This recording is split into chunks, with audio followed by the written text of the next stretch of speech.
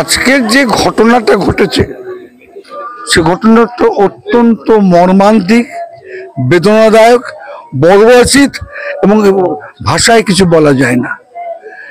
আপনারা জানেন এখানটায় নির্বাচন চলছে। নাসিরউদ্দিন শাহ মারা যাবার পরে তার পরিবর্তে এখানটায় তারই মেয়ে এখানটায় তৃণমূল হয়ে লড়াই করছে। পাশাপাশি এখানটায় বিজেপিও আছে, আমাদের বাম এবং কংগ্রেসের কাবিলও এখানটায় লড়াই করছে এবং সেখানটায় গণতান্ত্রিক ভাবে আমরা লড়াই করতে চাইছি।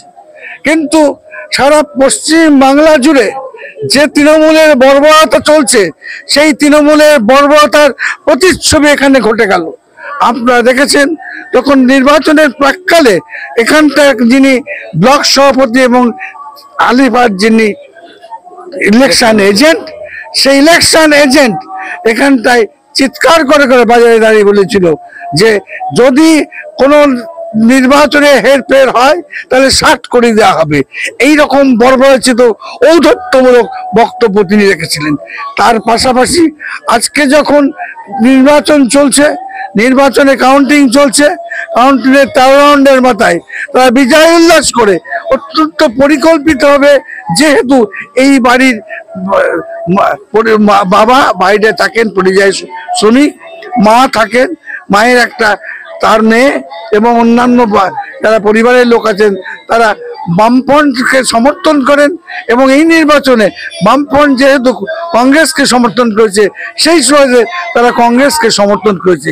সেইটাকে মাথায় রেখে পরিকল্পিতভাবে সন্ত্রাস তৈরি করেছে, খুন করেছে একটি বাচ্চা মেয়েকে।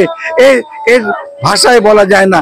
এই বর্বরচিত তৃণমূল সারা পশ্চিমবাংলা জুড়ে একই কাজ করে চলছে, তার প্রতিবাদেই আমরা এখান থেকে উপস্থিত হয়েছি। এটা তো আমি তো বলছি পরিকল্পিতভাবে একদল লোক এই অঞ্চলে তারা যারা বামপন্থী মানবতার লোক তাদের বাড়িতে এবং যারা কাবিল শেখের হয়ে নির্বাচন করেছে তাদের বাড়িতে যে বোমবাজি করেছে, অত্যাচার করেছে এবং খুন করেছে। তারা এই ফ্যামিলি কোন রাজনৈতিক দলের সঙ্গে যুক্ত ছিল?